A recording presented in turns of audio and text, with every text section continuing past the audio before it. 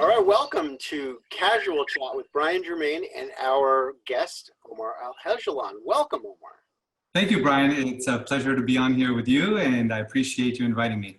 Yeah, this is kind of cool. So this is completely laid back. This is a conversation, Yep. and it can go anywhere, right? So I like it. I would love to hear more about what you've been up to, because I see posts and I see videos, and it's all very, very exciting. Tell me, what's going on for you? Well, I've been, in the skydiving world, I just came back from an expedition in Antarctica and was very honored and so happy. I mean, beyond excited to be able to accomplish a lifelong dream to go to Antarctica and jump. And as it turned out, where we jumped, which was a place called Union Glacier, we ended up being the first skydivers ever to jump there. So we got to open Union Glacier. So we're really excited about that. I have so many questions about that experience because I would love to do that someday as well. Yeah, please, you're welcome. So a couple things, just practical stuff. Yeah. How cold was it? You know, it was relatively cold. It was about minus 20 Celsius on the ground, which isn't that bad per se. I mean, Canada gets up to those temperatures, and in a very strict winter, so does the north of the States sometimes. But the good thing about it is that it's a very dry climate. So it's a dry minus 20. So as long as the wind wasn't blowing and the sun was out and had blue skies, it was great. Obviously, as soon as the wind started honking and we had these, 45, 50 knot winds that were blowing through camp, then that made it a totally different story. Wow, this obviously, my primary focus, my life mission is to talk about fear. That must have been pretty freaky. Well, it was and it wasn't. At the end of the day, it all depends on how ready you are for it and what your perspective is on fear. Which that we'll get into that absolutely, and we'll talk about it. Yeah. But in terms of let's say the temperature itself, I had gone to the North Pole already, and so I knew what those kind of temperatures and jumping. I got to jump out of the Aleutian over the Antarctic ice over there, so that was very exciting. And so I was ready for those temperatures. When we all jumped over Antarctica, I was wearing 4 layers of clothing. So, you imagine when you've got your undershirt, your thermal undershirt, and then you've got a secondary layer, and then you've got a fleece layer on top of that. Then you've got a down jacket on top of that, and a ski jacket, a windbreaker on top of that. So literally, if you have all your bases covered, it's not that bad. And with all that adrenaline pumping through you, honestly, I did not feel the cold. Well, it reminds me of my friends in Norway have a great expression. They say, there's no such thing as too cold. There's only inappropriate clothing. Absolutely. Dress for success. Yeah, I've jumped in northern Norway in the wintertime, and it really wasn't so bad. It was more the idea of what it was that was provoking my adrenaline, that, oh my God, it's going to be so cold. And yet I didn't feel cold. And it reminds me a lot of what, there's a great concept in psychology that we often, in many cases, are not actually experiencing the world. We're experiencing our anticipation of the world. And this is what provokes our fear, provokes our anger, all our experiences. In the way that if you were to taste something very bitter, you would make a bitter face. It's stereotypical, it's cross-cultural. Mm-hmm. Now, if I was to then bring that same bitter food to your face without you tasting it, without you even smelling it, you would make the same face. It's the anticipation. For me, I believe that's what causes it. And I totally agree with you. In neurolinguistic programming, NLP, and in metaphysics, we call that perception, projection, reality.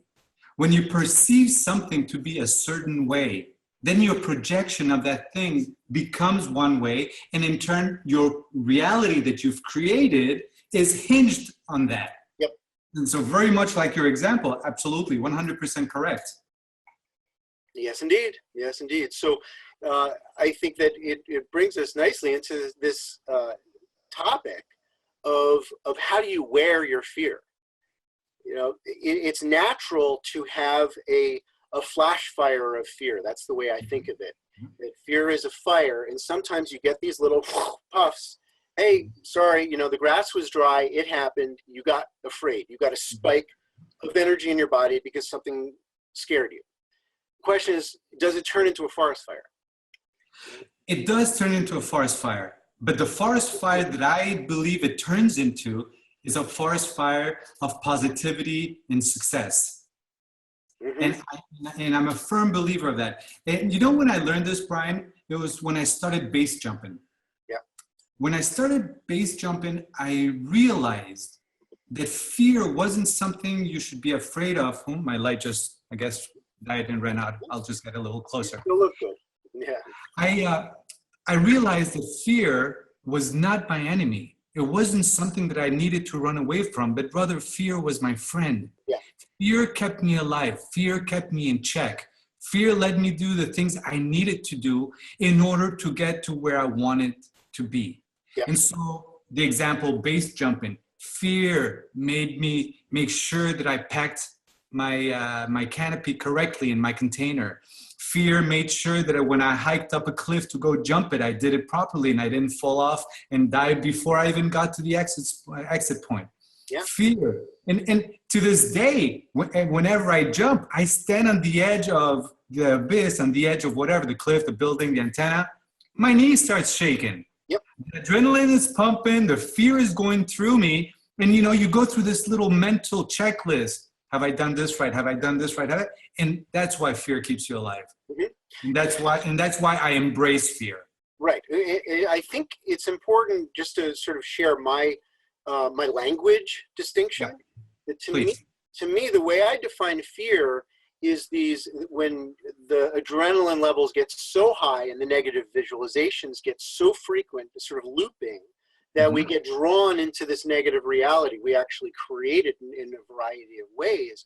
And to me, so fear is this runaway process of negativity, whereas caution mm-hmm. is attention to detail, where we convert this raw energy into something that we can use. Instead of throwing gasoline on the engine of the car, we actually put it into the engine. Mm-hmm. We utilize the energy and we convert it into this love of the experience, which to me, the opposite of fear is love. And love comes in many forms. We water down that word to mean, oh, it's Valentine's Day. It's, you know, your one loved one. And I said, no. First of all, in my belief, all of your loving relationships, all of your friendships are real love. They're not lesser than. Mm-hmm. They're just as valuable, and you're going to learn as a soul just as much from those as all the others. So let's not belittle them. Let's take that a step further. Your love of the experience of standing on the edge of a cliff, you know, mine as well when I get a chance to do it, knowing that I'm about to jump off, my love of flight, you know, my love of freedom, my love of expression of human potential when we put ourselves into that groove of expertise. Agreed. If you don't mind, I would like to take a minute and to tie into what you're saying and to bring in a little bit of what is known as emotional literacy. I don't know if you know, I'm pretty sure you know of the term emotional literacy. A lot of people don't know about it. A lot of people don't understand this concept. And so if it's okay with you, I'd like to talk about that for a little while. Yeah. Basically, we're talking about these emotions. And right now we're talking about the emotion of fear. So let's take it one step back. First of all, what is an emotion? An emotion would be E, like in physics, energy in motion. Emotion, energy in motion. And in order to understand your emotions, you have to be able to recognize your emotion. Then you have to acknowledge your emotion. Once you've done that, you can understand your emotion, and in so doing, then express your emotion. Yeah. Now there's a very cool concept, and I don't know if you know about it. It's called emotional alchemy. Have you ever heard that term? Yes. And the term and for those of you out there that have never heard about it, is how to take an emotion and, just like Brian said, translate it into a different emotion. And so I'm going to give you guys a really quick, very easy technique that's called a drop of joy technique. So let's say you're feeling fear, okay? And you're really scared. You're worried about an event or something happening. So the first step you do is, obviously, you recognize it, you own it, that it's yours. And then you understand it. And once you understand it, I want you to feel it. Really, truly feel that fear. I mean, let all the juices of fear fill your head. I mean, to the point where you're sweating, that you're so scared. Then take a minute, take a deep breath. And now I want you to think of one of the happiest moments of your life. I mean, a moment that brought so much joy to you. And then really, truly, genuinely feel that joy. So now all the juices of joy are in your brain, in your head. And guess what? Once you mix those two, you have that alchemy, and kind of like hydrogen and oxygen become water. Well, we can do the same thing. We can turn fear, and with a drop of joy, turn it into compassion. And then when you take that compassion, and then you do it all over again, and then you add another drop of joy, then you turn it into sheer passion. And that's how you can go from fear all the way to passion. Now, some people don't have to actually physically think about doing it because they live such joyful lives. So the happier your life is, the happier a person you are. If you're not that person that's angry every minute, you know, you wake up and you're angry and life is not good and I don't like the job I'm living in and, you know, my wife is nagging me and the kids are crying. But if, on the other hand, you're the kind of person that wakes up, you look at the sun, you say, God, I'm so blessed to be alive. You turn over, you look at your spouse and you say, I'm the luckiest person and I love you so much. Your children are crying and all you want to do, you don't hear the sound, but you feel the resilience and you feel the vibrations of the love that you have for them to take them into your arms. And you love the destiny, the roots and the journey that takes you to your work and your whole life. Most likely than not, you will be automatically doing that alchemy yourself. Yeah, it's beautiful. There was a couple words that you said that sparked this whole new chapter of what where we can go with this. Sure, go right ahead. One we talked about, and I think it's common knowledge within the human conscious collective that the two opponent ends of the spectrum in the emotional experience are love and fear. And when we are truly feeling afraid, you're in a dangerous circumstance, right? You're in an aircraft that is not functioning properly and everybody has to jump at 2,500 feet. Yep. It happens, right? And we have the ability to get selfish. That's capable within us, right? The fight, flight, or freeze. Fight or flight response, right? Yeah, well, I always try to remind it's fight, flight, freeze, and freak out, right? It's another option. There, it's in the house. It's there. It's definitely there. Right? But I find that when I'm in those circumstances and I choose to take a leadership role in helping others, in serving, in the motion of my compassion, results in a completely different mindset. Instead of feeling locked up and afraid and selfish and sort of hopeless, I choose to look outside of myself. And in the process of acting out love, right, the verb form of love, right? Yeah, absolutely. My own fear is gone. It's dissolved. I feel energy, right? I feel empowered. And if I need to, lift a heavy thing off of my child because they're trapped under something, I become, a superhero.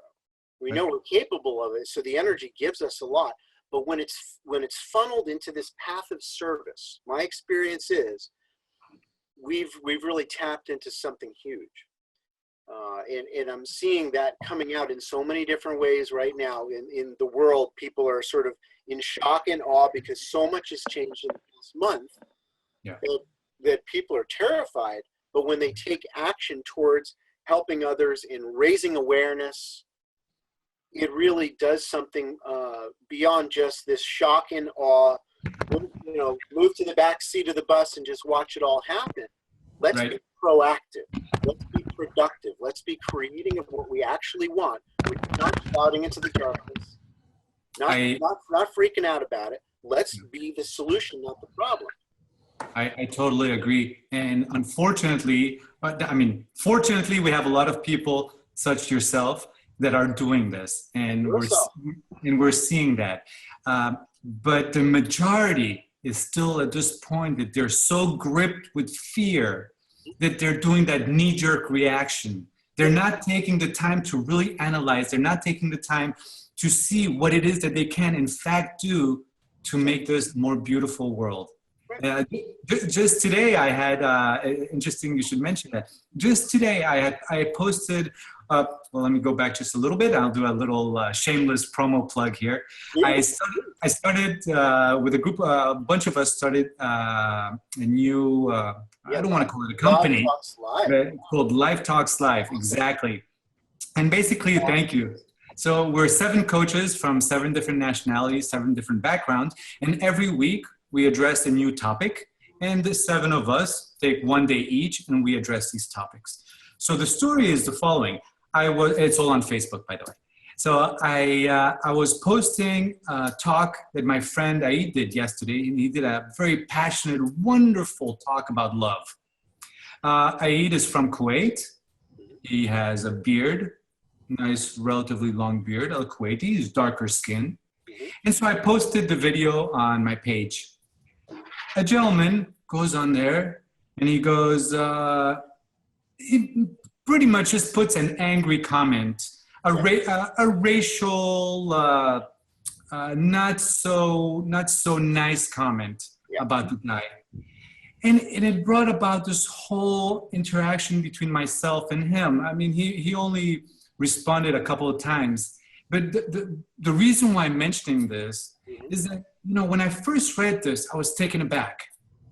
And then I thought to myself, you know what?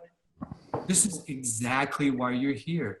To explain to this guy. I mean, you don't need to explain to your friends things. They usually know those things. But when someone is mad and someone's angry and they just lash out, well, I have 2 options. We can either fight back and put brick against brick, which usually breaks, or we can be cotton to their brick. And cotton to their brick doesn't mean that you have to take everything they say and bend over to them. No, it means understand their fear, understand their words, be compassionate to their feelings, and try to explain to them what it is that we are doing, why we're doing it, and what is happening. And so for me, it was a wonderful exercise in changing an initial feeling of anger or being upset, that trigger. You know how when you read something initially, it just brings that in you? Whoa, exactly. And taking that 1 second to take that deep breath and say, no, this is a challenge. You know, this is a challenge to go and be able to talk to this man and explain to him that things can be done, that not every Arab is evil. Not every Muslim wants to hurt you, but rather it's all about us and how we decide to perceive it. There you go. And I'm also hearing another aspect here where you mentioned compassion. To look a little bit deeper into why people have these stereotypical, predictable responses, right?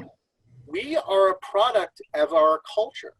And I'm not just talking about which country you're from. Our culture is inside of these boxes and it's given to us. We're told, here's how you should think, here's the stereotypes, this is what you should be inflamed about. And it is, you know, it's a programming process and it's non-personal. And so when people are carrying out these negative roles, to me, it's important to separate the human being, the soul, from the programming, right? It's just software. They're running old software, the old world of war, of enemy, of distinction, of lack of equality. And so for me, when I see that stuff, there's a teeny bit of sadness that we all have been programmed. And there's a whole lot of hope because we've realized this. We're starting to wake up to the fact that if I turn off my television And I only watch things that are inspiring, that nurture the feeling of my original intention, which is I want to see love grow in the world for everybody, especially the people that are steeped and stuck in miserable bastard syndrome. Absolutely. Absolutely. And they're the ones that need the most help.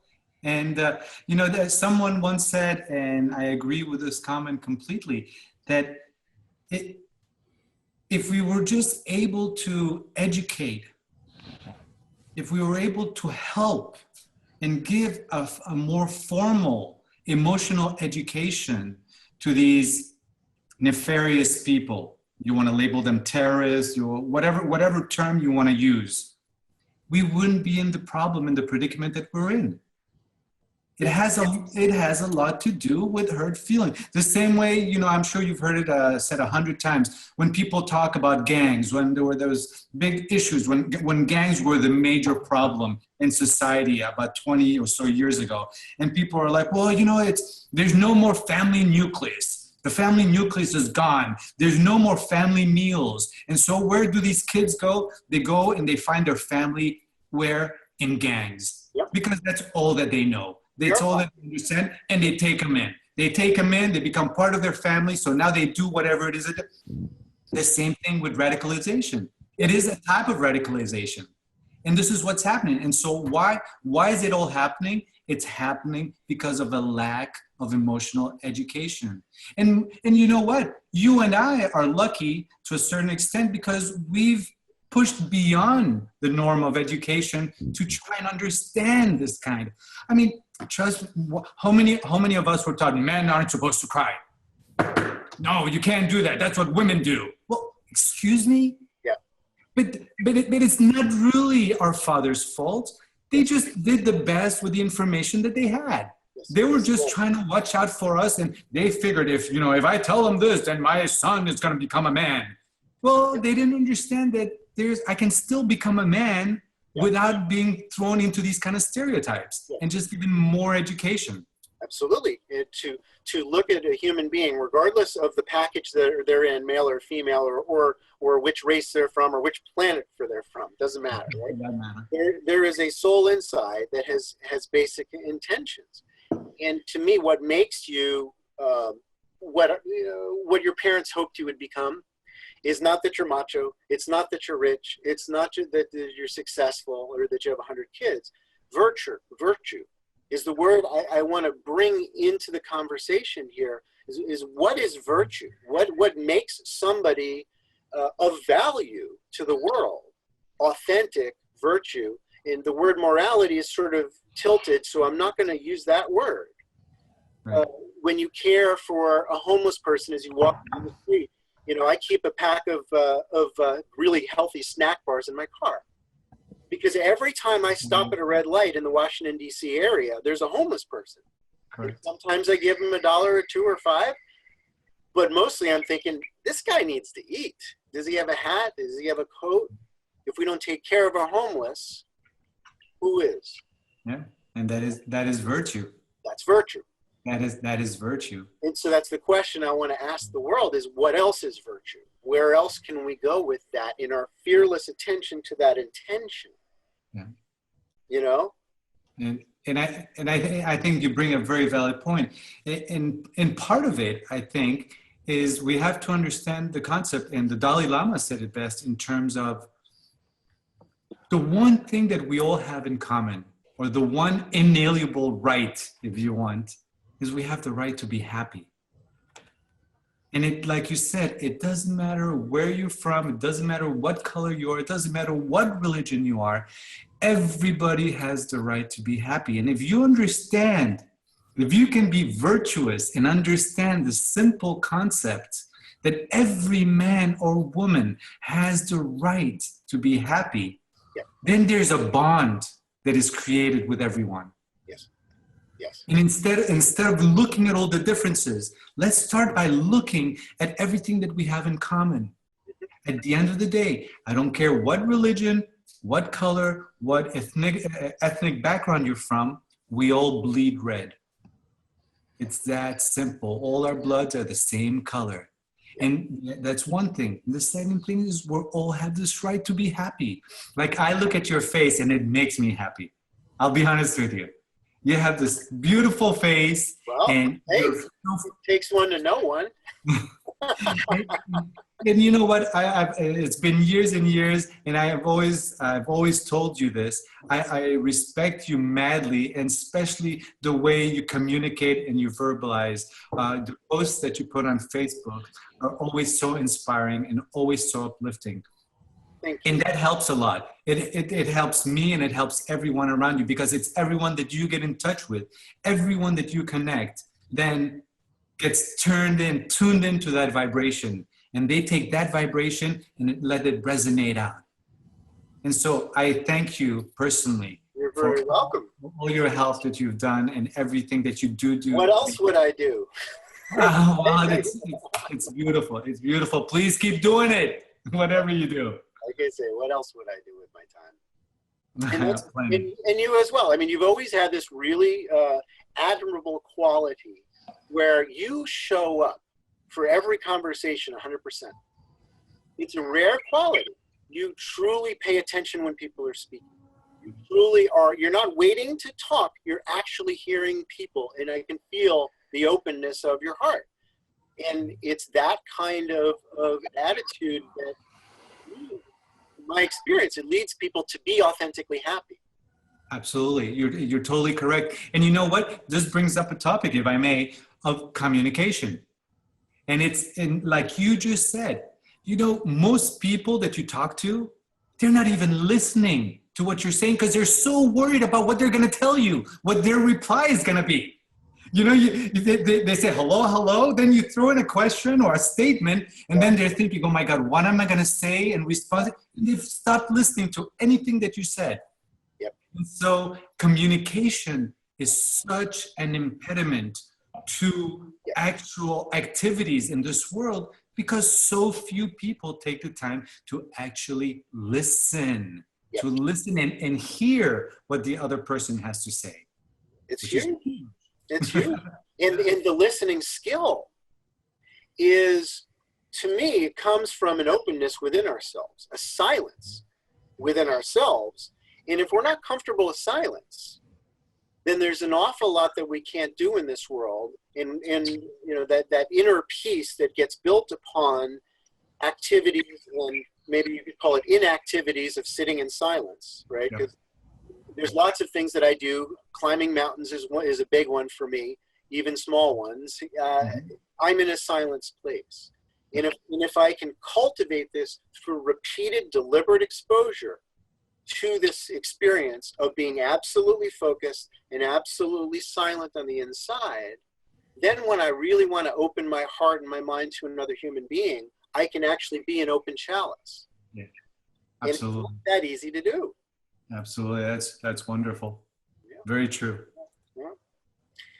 When we find the fear, you know, topic, how it ties into that as well, you know, it's, my fear is just thoughts. It's just thoughts about an experience that isn't even happening right now. Usually it's an anticipation thing. And I can let go of my thoughts. I'm in charge of my thoughts. I don't always believe that in the moment. Sometimes I think that the world is sort of playing me, it's working me. Everybody does. That's part of being human. But the truth is we have the ability to disengage. What's interesting is, going back to, like you said, to fear, is that fear, like anxiety, is an emotion of the future. Yeah. And it's like, well, going back to programming, back to perception, projection, reality, it's like, well, why do I want to feed something that is going to put a negative spin in the future when it hasn't even happened? I know. And so because I'm split into the past and the future, am I not? When I'm in my pain body, when I'm, as Eckhart Tolle called it, when I'm in this place of negative worldview, I'm not in the now. I'm hoping that the past, my negative past, doesn't recreate in my future, and I take a wide berth around danger. I take a wide berth around this present moment, which is pregnant with the possibility of the best case scenario at all times.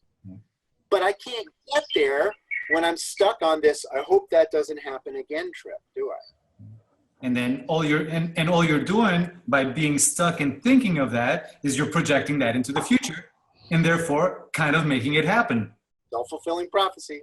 Yep. There it is again. Yep. Yeah. Well, and so, you know, if we take these concepts and go, okay, well, most people would listen to this topic and go, yep, that appears to be my personal experience. Okay. Can we apply that to the stuff that really scares us, right? So jumping out of an airplane, unless I have something go wrong, it doesn't scare me that much. I mean, you as well, I would imagine it's just joy. It's joy. It's because we're good at it. We know what we're doing. It's not that complicated. 3 handles. Just 3 handles. That's it. That's it. 1, 2, 3. Yep.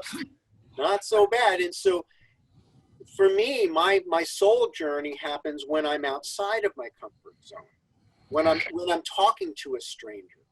When I'm talking to somebody whose political views appear to be diametrically opposed to my own.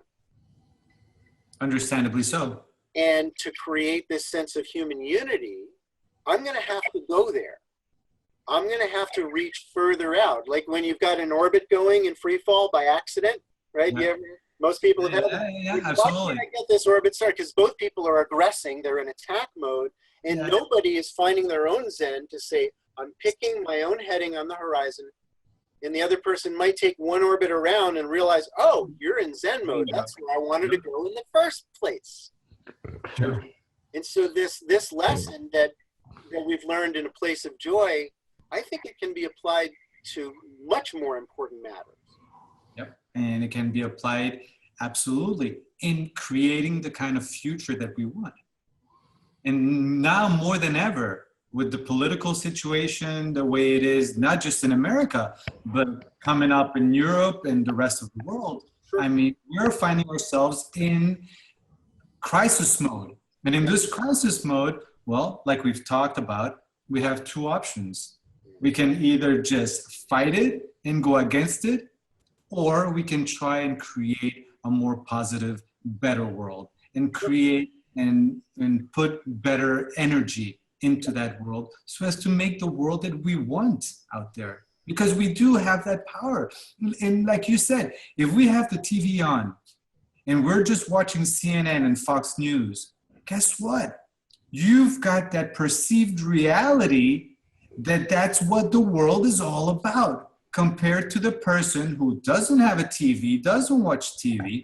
Yes, okay, he's not ignorant of the news, but it's not force-fed this negativity on a daily basis, and rather spends his time meditating, talking to people about positive outcomes, doing socially aware things and behaviors, much like yourself, with the food for the homeless, and so on and so forth. Well, that brings about a completely different reality. And that's why your reality, because of your perception, is such a beautiful one. And if more people emulated this way of being, then yes, we can and we will all create a better future for ourselves. Yep. And the future that is truly in balance with the needs of humanity is going to break with some old rules, some old ideas. The ego structures, these collective ego structures we call countries, with their borders. And it's true, you're going to have always more people in South Africa that are of a South African culture, sure. But if we start to dissolve these borders in our minds, and we sort of stop the fear that's feeding all of this stuff, and we start to help people, right? I mean, we've got a major migration thing going on all over the planet. People saying, hey, where I'm from, it's on fire. I must go to protect my children, to protect myself. I'm going to seek a better life. There's 2 ways to wear that, right? This place of fear, and this place of, you're part of my species. How can I help you? And you can make a case for why some people that migrate are a problem and we need to therefore ban everybody. But what does that do? What does that cause in our species? It's not worth it. No. The few exceptions to the rule cannot hold us back from embracing all the beautiful human beings that need our help. They need our opportunities, our new ideas. We need their opportunities and new ideas, right? Because immigrants do some very important jobs. And yes, their children will do different jobs, and their children's will do different jobs. But the value of someone with a novel perspective coming to your part of the world is something that we need to respect. And, and it ties into Buddhist detachment, because at the end of the day, yes, it does. Mine, ours, this wording that we use, what is mine? Mm-hmm. What truly is mine? What is my country? Yep. I mean, how far back are we going to go? I mean, is America of the immigrants, or is it the America of the Native Americans? Or is it the America that was before, the animals that were in America before the Native Americans? So whenever we use these words of mine, ours, I can tie it in the following way, Brian. I was born the son of a diplomat, so I moved from many, many different countries as I grew up. And so whenever people ask me, where are you from? I always say Mother Earth. Because, what are these borders? These borders, I mean, okay, I understand that for political, social, financial reasons, we have to have these borders. But at the end of the day, who is your mother? Your mother is Mother Earth. We're just living on this planet, and God knows, for a speck, I mean, a grain of sand in a desert is how relative our life is in this world in terms of time. Obviously, what we do with it can be greater than all the water in an ocean if we apply it properly. Yeah. Yes, indeed. And I think that this idea of borders, this illusion, causes an awful lot of suffering, and it really, for me, it's an ego thing. It's an extension of this illusory sense of self that needs things to be predictable, to create a resistance against change, because change freaks people out. It does. It does, unfortunately. And it does introduce danger, but it also can introduce improvement. And it can introduce a lot of beauty. Yep. And so that's the risk of jumping out of an airplane, to me, is worth it, because it brings to my life so much more. And obviously, we say, well, what can I do to mitigate these risks, to reduce them? I can pay attention to the details, get down to business, and say yes and, right? Not yeah, but yes and. Yes, I'm moving forward into the value of this, and I'm going to allow myself to sort of surrender to the emotion that, yep, I was a little nervous about this change, about this novelty. What can I do? What can I do to make this safer and better in every possible way? One of the things that I love, as long as we're bringing it back to skydiving, for me, one of the most incredible things about skydiving is that it puts you in the now. Yep. It makes you understand what it is to live in the now. And that's something that a lot of us forget about. We get so caught up with our lives, so caught up with the work, with the family, with all the things that we have to do, that we forget all about living in the now. Like you said, you can bring it down to a conversation. The conversation, being in the now in a conversation, is paying attention, listening to the person when they talk to you, and talking to them, not one ear somewhere else, but actually paying attention to what they have to say. And I think that ties in beautifully to children and to parenting, because children are exactly that. They know all too well what it is to live in the now. Whether you have kids, you know this. Watch your kids eating, or watch your kids playing, or they've got this laser focus on what they're doing. I mean, a nuclear bomb could go off next to them. Oh, pasta, so damn good, Yeah. And that's living in the now, and that's the importance and the beauty and the magic of living in the now. And I think a lot of people would be so much more positive, so much more creative, and be so much more valuable in this world if they could just remember that and remember to tune themselves into being more in the now and not having to do those 20 million things. And you know, I think this has a lot to do with it.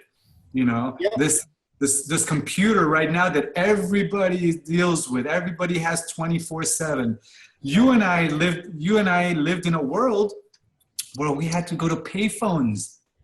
I mean, when we were kids and we'd go out, you know, we had to use a payphone to talk.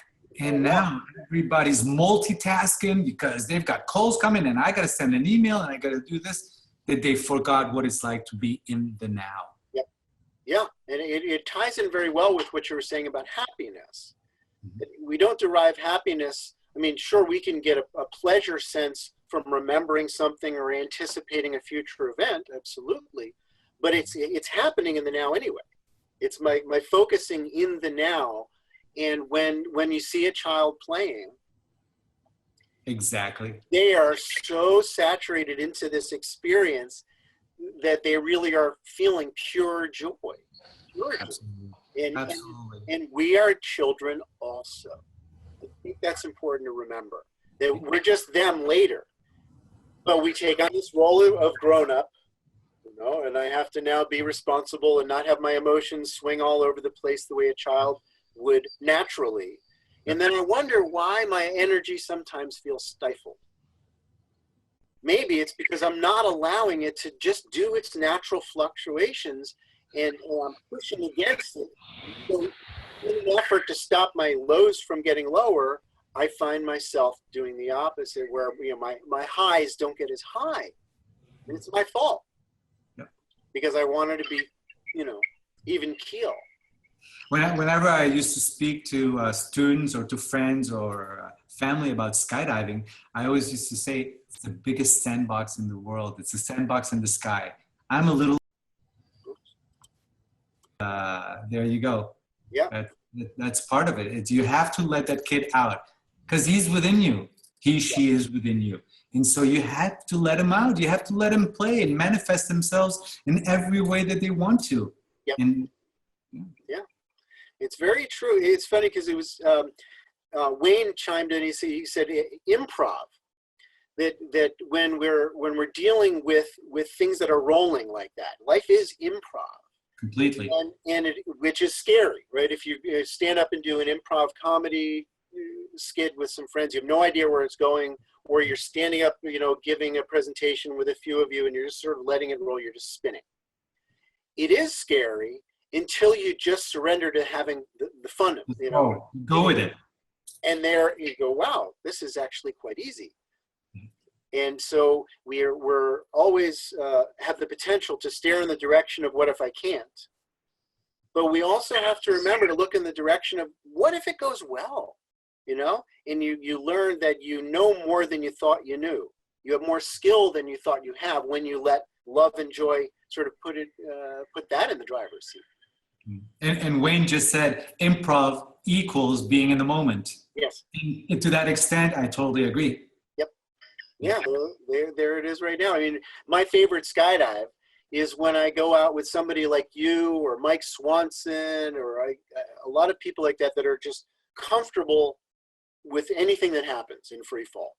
And you get into the door and both of you sort of know that you haven't even discussed what you're going to go. Like nothing's been discussed other than that's the door and we're going out that way and we're going to go play like children. Exactly. The stuff that happens on those skydives, right? I mean, you invent Magical. things. Magical. Yeah. I've never done that before, you know, because that's the little child. And when we look at the brain states, it's fascinating how in a state of fear, willed action, the front part of the brain, compassion, all that stuff starts to get shut off. You can see it in the positron emissions tomography, functional MRIs. Anger and fear causes the brain to shrink back into the old brain structures, and you're not creative.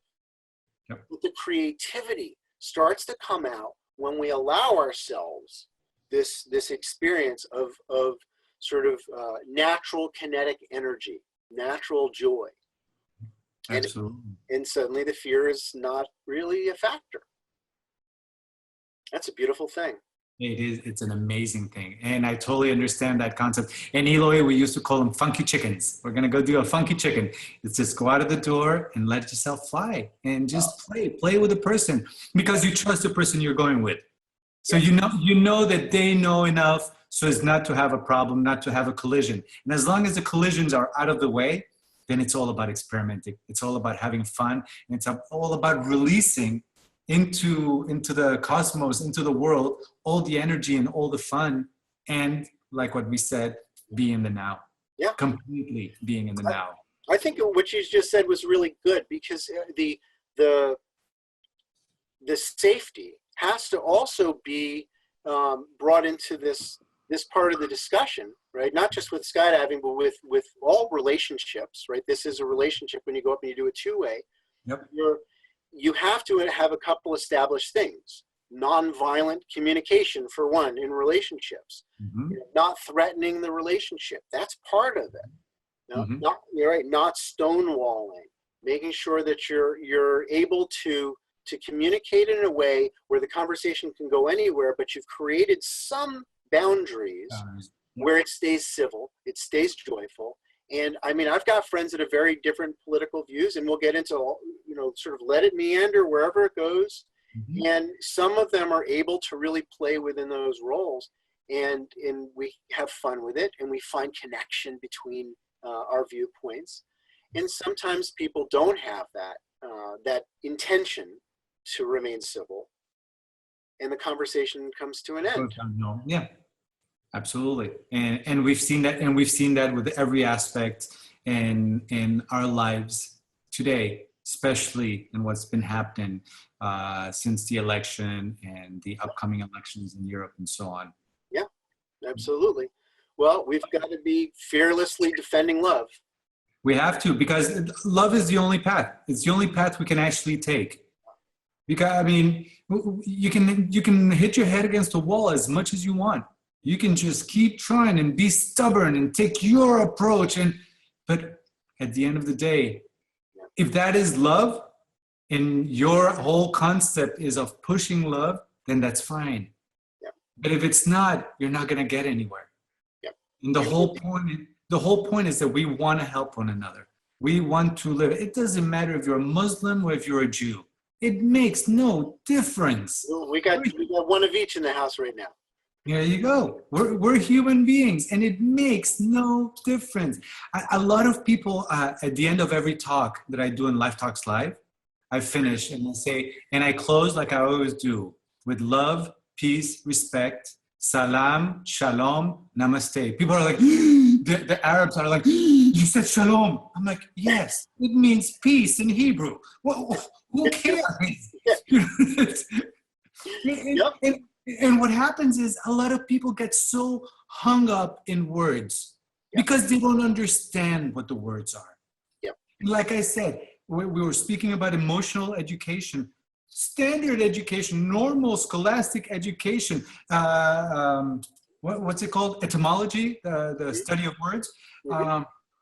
That is crucial and key. And so many people forget that God, Jehovah, Yahweh, Allah, Dieu, they're all the same. It's just words. It's just words. It's just different languages. Yep. People can be so put off, oh my God, he said Allahu Akbar. That means he's a terrorist. No, he's just saying God is great. Don't you say God is great in English? Yes, God is great. Absolutely. Yep. Don't you say let's give thanks to God? Absolutely. I personally like to say God, Goddess, all that is. That's more my spiritual way of looking at life. And I'm not here to offend anyone or to teach anyone. I'm very open, whether you're a Buddhist, a Muslim, a Christian, or an atheist, or spiritual, metaphysical, whatever your way of thinking is, I'm open to it. Why? Because we're all the same. And I have nothing but love for you. There it is. And I for you. It's not that complicated. All of this is, if you boil it all down and you dissolve these constructs that humanity has created, right? Yep. Not created by the all that is. We invented the barriers. We invented the languages. And so, regardless of what you call the wind, it's the wind. Exactly. It still blows. It's still going to blow. Yep. And it's what the wind does that we should be talking about. Exactly. And so to me, the fundamental energy that created the universe and continues to create the universe is this love, this inspired creation of more love, of learning how to get deeper into love, how to find ourselves in the darkness and walk back to the light from every possible way in this specific context. How do I apply that concept to this? To me, that's the journey. And there's so many people that are unfortunately stuck in a dark tunnel, and they believe that that dark tunnel has only one exit, and they don't realize that it has many exits. It has many ways to get out, just as long as they're happy, positive, beautiful, bright exits. Yep. And so there's not just one way. There's not one way of doing. There's so many ways to, what's the expression? So many ways to skin a cat. Not that it's such a nice expression. Yeah. But I mean, that's an expression, I believe, an American expression. Yeah. But at the end of the day, there's so many ways to do things. And my way doesn't have to work for you. Your way doesn't have to work for him. Yeah. But as long as it's a positive way, great. Take it, run with it, go with it, and share it above all. Mm-hmm. Just as long as you're being helpful to your fellow brothers and sisters in this world. Yep. Yeah. Well, there we are. To this, the path of service begins with the service to the self, to open the heart chakra. You know, a Chinese philosopher by the name of Lao Tzu. One of my favorites. Said a beautiful, and I'm trying to remember it correctly, and don't forgive me if I don't say it 100% right, but it goes along the lines. He's talking about leadership, and he basically said that the role of a leader is first to explain the reality. Mm-hmm. The last is to say thank you. And in between, to be a servant. That's what we do. And that is what we do. That's what every parent should be doing. And that's what I think every human being should do to be a better parent, lover, husband, wife, leader. Yeah. Nurturer, right? Yeah. Nurturer, giver. Yeah. Nurture a vibe, like a cold, if you blow on it and eventually you get a bonfire, the bonfire is growing. There's no doubt about it. And people are looking over the fence and realizing it is all one bonfire. It is. And it's up to us to keep stoking it. It's up to us to keep putting branches in it and let it grow and let it become this magnificent raging fire of hope and beauty, peace and love. Yeah. There it is. More of that. Omar, it has been an absolute pleasure as always. I look forward to getting you back and having more conversations. Would you be up for that? Anytime you want. It's a pleasure and an honor. And I thank you so much, Brian, for having me on. And I hope that everybody that does join in or has joined in or will join in enjoyed it just as much as I did, because this was simply priceless. Thank you so much, Brian. All right. Namaste. Namaste. Thank you all for joining.